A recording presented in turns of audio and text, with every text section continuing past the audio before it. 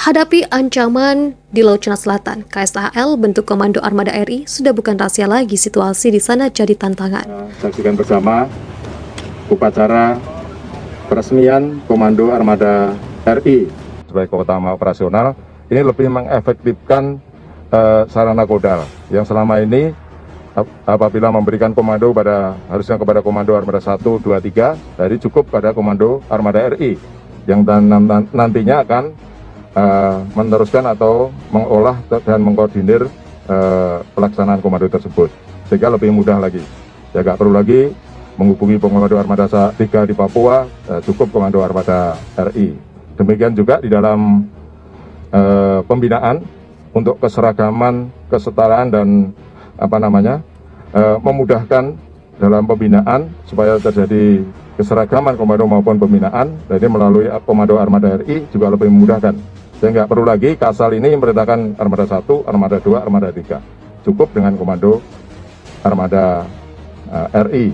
Ya, karena di sini juga ada asisten yang membawa itu, kemudian ada pembinaan termasuk komando latihan juga ada di bawahnya Komando Armada RI ini yang nanti mengkoordinir semua latihannya Armada 1, 2, 3. Ini kurikulum maupun programnya harus sama. Ya, sehingga tidak ada lagi Armada 1 harus begini, Armada 2 begini, Armada 3 seperti ini, nggak boleh. Jadi harus sama, seragam, karena pembinaan setingkat Komando Armada RI.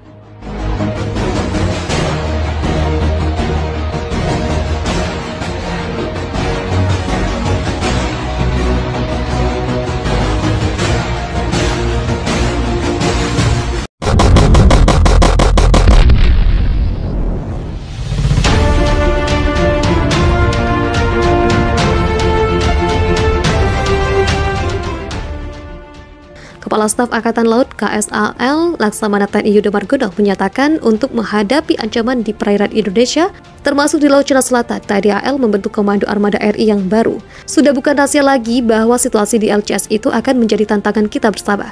Saya kira ini sudah paham semuanya lah, bukan rahasia lagi, kata Kasal usai meresmikan pembentukan Koarmada RI di Dermaga Koarmada 1 Pondok Dayung, Tanjung Priok, Jakarta Utara pada Kamis, 3 Februari 2022. Menurut dia, pembentukan Koarmada RI sangat diperlukan karena ada beberapa wilayah trouble spot di wilayah barat antara lain Laut Natuna, Selat Malaka, Selat Singapura, serta perbatasan dengan India. Dan di timur ada Ambalat, Pasifik, dan kemudian di Laut Arafuru. Sehingga dengan adanya berbagai tantangan-tantangan ini, Koarmada RI dibentuk, jelas Yudo. Yudo mengatakan Koarmada RI merupakan komando utama operasional yang berkedudukan di bawah dan bertanggung jawab kepada Panglima TNI, dan komando utama pembinaan yang berkedudukan di bawah dan bertanggung jawab kepada Kasal yang dibentuk berdasarkan Peraturan Presiden Nomor 66 Tahun 2019 dan Peraturan Panglima TNI Nomor 23 Tahun 2021 serta Peraturan Kepala Staf Angkatan Laut Nomor 3 Tahun 2022. Kasal juga mengukuhkan dan mengambil sumpah Laksamana Madya Laksdia TNI Agung Prasetyawan sebagai Panglima Koarmada RI yang pertama. Pelantikan tersebut dilakukan berdasarkan keputusan Panglima TNI nomor keputusan 66/1/2022 tanggal 21 Januari 2022 tentang pemberhentian dari dan pengangkatan dalam jabatan di lingkungan TNI. Dalam melaksanakan fungsi organisasi, kata dia, Pangkoarmada RI dibantu oleh Kepala Staf yang berkoordinasikan tugas-tugas khusus yang mengkoordinasikan tugas-tugas unsur pembantu pimpinan yang terdiri dari inspektur, kapok sahli, dan para asisten, serta unsur pelayanan dan unsur badan pelaksana. Sedangkan unsur pelaksana operasi dan pembinaan, Pangkoarmada RI membawahi Pangkoarmada 1, Pangkoarmada 2, Pangkoarmada 3, dan Korps Kasal, Satuan Kapal Selam, dan Kopeba, dan Kolat, dan Satut, dan Stamar, dan Satmar, serta dan Nintel.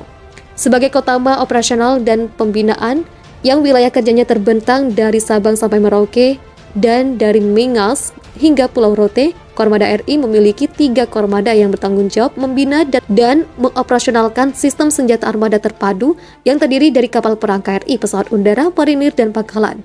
Komando Armada 1 yang berkedudukan di Jakarta dipimpin oleh Laksamana Muda TNI Arsyad Abdullah bertanggung jawab atas pembinaan dan operasional komandonya di wilayah perairan barat Indonesia yang terbentang dari utara ke selatan yang ditandai oleh garis imagener yang membelah Kalimantan bagian barat hingga Cirebon. Komando Armada 2 yang berkedudukan di Surabaya dipimpin oleh Laksamana Muda TNI Iwan Sisnurwanto bertanggung jawab atas pembinaan dan operasional komandonya di wilayah perairan bagian tengah Indonesia yang ditandai oleh garis imajiner perbatasan dengan wilayah kerja Armada 1 di sebelah barat dan garis imajiner yang terbentang dari utara ke selatan di Alki 3. Komando Armada 3 yang berkedudukan di Sorong dipimpin Laksamana Muda TNI Irfan Syah bertanggung jawab atas pembinaan dan operasional komandonya di wilayah perairan timur Indonesia yang sebelah baratnya ditandai oleh garis imajiner yang berbatasan dengan wilayah kerja Kormada 2 di Alki 3. Dalam aspek operasional ketiga Kormada ini membawahi gugus tempur laut dan gugus keamanan laut. Sedangkan dalam aspek pembinaan membawahi Lantamal, Lanal, satuan kapal yang terdiri dari satuan kapal ekskorta, satuan kapal selam, satuan kapal amfibi, satuan kapal cepat, satuan kapal rancau, dan satuan kapal bantau. Sedangkan satuan kapal patroli berada di bawah jajaran Lantamal. Ketiga Kormada ini juga membawahi satuan udara, satuan marinir, dan komando latihan serta Danintel. Kepala Staf Angkatan Laut KSAL Laksamana TNI Yudo Margono menyatakan untuk menghadapi ancaman di perairan Indonesia, termasuk di Laut Cina Selatan, TNI AL membentuk Komando Armada RI yang baru. Sudah bukan rahasia lagi bahwa situasi di LCS itu akan menjadi tantangan kita bersama. Saya kira ini sudah paham semuanya lah, bukan rahasia lagi. Kata Kasal usai meresmikan pembentukan Kormada RI di Dermaga Kormada 1 Pondok Dayung, Tanjung Priok, Jakarta Utara pada Kamis, 3 Februari 2022.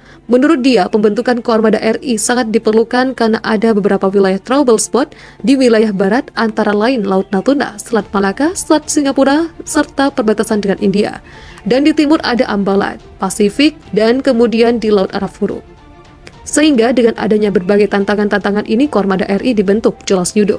Yudo mengatakan Kormada RI merupakan komando utama operasional yang berkedudukan di bawah dan bertanggung jawab kepada Panglima TNI dan komando utama pembinaan yang berkedudukan di bawah dan bertanggung jawab kepada Kasal yang dibentuk berdasarkan Peraturan Presiden Nomor 66 Tahun 2019 dan Peraturan Panglima TNI Nomor 23 Tahun 2021 serta Peraturan Kepala Staf Angkatan Laut Nomor 3 Tahun 2022.